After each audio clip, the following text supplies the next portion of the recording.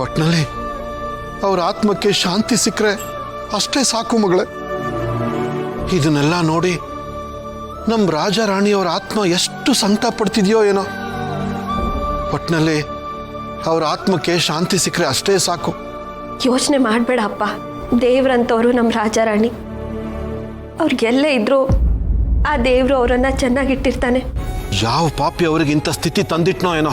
ನಮ್ಮ ರಾಜ ರಾಣಿಯವ್ರನ್ನ ಕೊಂದವ್ರನ್ನ ಕೊಲ್ಲೋವರೆಗೂ ನನಗೆ ಸಮಾಧಾನ ಇಲ್ಲ ಮಗಳೇ. ಯಾರಿಗೆ ನಮ್ಮ ರಾಜ ರಾಣಿ ಮೇಲೆ ದ್ವೇಷ ಇತ್ತಪ್ಪ? ಅವ್ರಿಗೆಲ್ಲರೂ ಅಷ್ಟೇ ಪ್ರೀತಿಯಿಂದ ನೋಡ್ಕೋತಾ ಇದ್ರಲ್ವಾ? ಯಾರಿಗೆ ಗೊತ್ತು ಮಗಳೇ, ಯಾವ ಹುತ್ತದಲ್ಲಿ ಯಾವ ಹಾವಿರುತ್ತೆ ಅಂತ. ನಮ್ಮ ಬೆನ್ ಹಿಂದೆನೆ ಚೂರಿ ಹಾಕೋರು 1000 ಜನ ಇರ್ತಾರೆ. ಅಪ್ಪ, ನೀನ್ ರಾಜ ರಾಣಿಗೆ ಮೈಗಚ್ಚೋಕೆ ಅರಿಶಿನ ತಂದ್ಕೊಟ್ಟಿಯಲ್ಲ, ಅದನ್ನ ಯಾರು ತಂದ್ಕೊಟ್ಟಿದ್ದು? ಪೂಜೆಗೆ ಅರಿಶಿನ ಕೇಳ್ಕೊಂಡು ಬಂದ್ಯಾ? ತಗೋ ತಗೋ. ಶಿವಯ್ಯ ಮಗಳೇ, ಶಿವಯ್ಯ ಶಿವಯ್ಯನೇ ನನ್ನ ಕೈಗೆ ಅರಿಶಿನ ತಂದ್ಕೊಟ್ಟಿದ್ದು.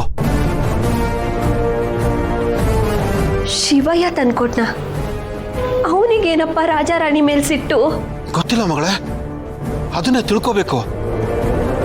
ಅವನೇ ಮಾಡಿದ್ನೋ ಅಥವಾ ಯಾರಾದ್ರೂ ಹೇಳಿ ಅವನ ಹತ್ರ ಮಾಡಿಸಿದ್ರು, ಅದ್ರ ಬಗ್ಗೆ ಏನು ಗೊತ್ತಾಗ್ತಿಲ್ಲ. ಒಟ್ಟಿನಲ್ಲಿ ನಮ್ಮ ರಾಜ ರಾಣಿ ಸಾವು ಅನ್ಯಾಯವಾಗಿ ನಡೆದಿದೆ.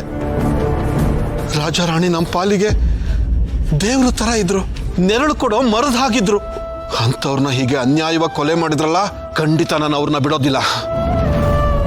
ಸರಿ ಮಗಳೇ, ನಾನು ನಿನ್ನ ಹತ್ರ ತುಂಬಾ ಹೊತ್ತು ಮಾತಾಡಿದ್ರೆ ಧರ್ಮೇಂದ್ರನ ಕಡೆಯವ್ರಿಗೆ ಗೊತ್ತಾಗ್ಬಿಡುತ್ತೆ. ನಾನು ಸಮಯ ನೋಡ್ಕೊಂಡು ನಿನಗೆ ಮತ್ತೆ ಫೋನ್ ಮಾಡ್ತೀನಿ. ನೀನು ಅಮ್ಮ ಜೋಪಾನ ಹುಷಾರು. ನಾನು ಫೋನ್ ಇಡ್ತೀನಿ ಮಗಳೇ. ಜೋಪಾನ ಹುಷಾರು.